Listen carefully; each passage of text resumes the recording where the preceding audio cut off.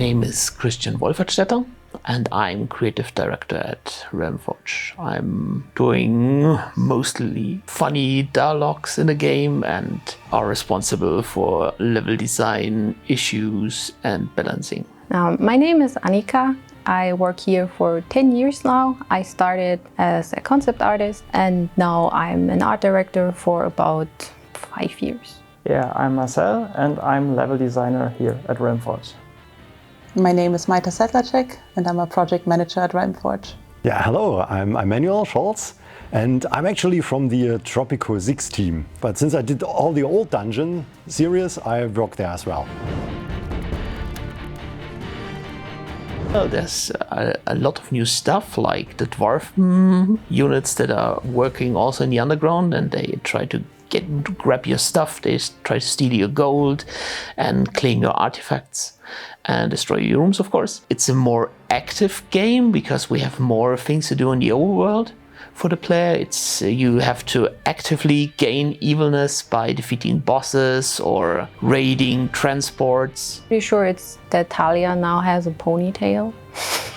That's my biggest achievement. We got lava. I also like this feature a lot. So we have lakes and lava. You can play with the traps with the lava, so you can push someone into lava. So that's kind of nice dynamic.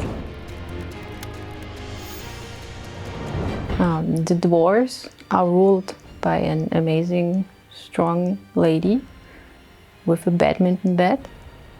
We shoot lightning.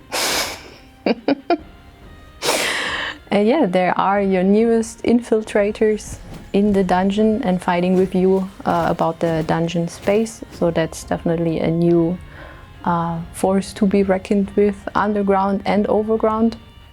And I mean, they have a fierce goat with them, so definitely very scary. So they are meant to be some kind of half annoying, but not really, faction inside the dungeon.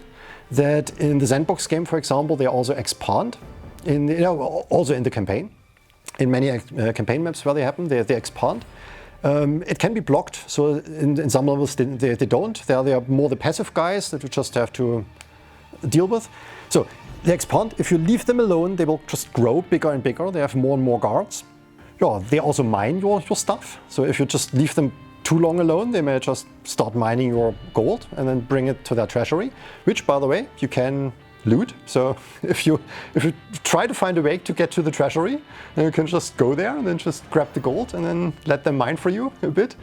Usually it's probably hard because treasuries is not easily accessible. So dwarves are already featured in Dungeons 3 with the Dwarf King Grimly. Now we have a Dwarf Queen, Brynhild, who is also a story enemy in Dungeons 4. Maybe there are some similarities to other dwarves in the whole fantasy franchise. They're up for your beer, for example. And they will make you a hard time sometimes in the dungeon because they're living there too and they want to have their share from mana and gold. It's a subtle and difficult process, I think. You start working on new features you would like to try out, features you have used in Dungeons 3 and think have potential to grow and maybe use something different as well. But you have to stop at every corner and check again, okay, is that still working for Dungeons? Will there be a feature that can help you? Is it too far from the original? Is it new enough? Is it too new? Yeah, it's just constantly checking and reflecting, what are you doing? At first we grabbed everything from Dungeons 3, then beat it to death because it wasn't working with bigger dungeons and more creatures. Well, it's definitely also the size of the dungeon, getting it all kind of visible in the minimap as well, and managing, of course, the resulting amount of more creatures. Okay, there's maybe not a fact, but it was a funny bug we had a while ago when suddenly a Christmas tree always came into the dungeon and started attacking our creatures. And we didn't know what it was all about. And then it turned out that we didn't yet have an end as an enemy, so we just substituted with another asset, with a Christmas fir tree. But nobody told us. So everyone thought it was a bug and every coder was looking out for it, but it was just an asset change.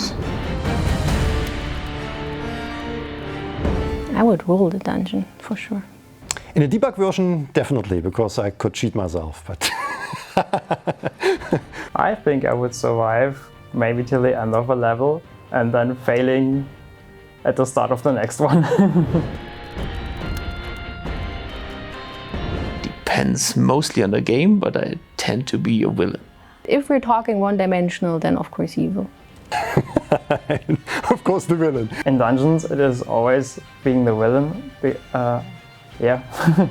In other games, you're more the hero, and it's quite fun too. I prefer to win. Dungeons 4.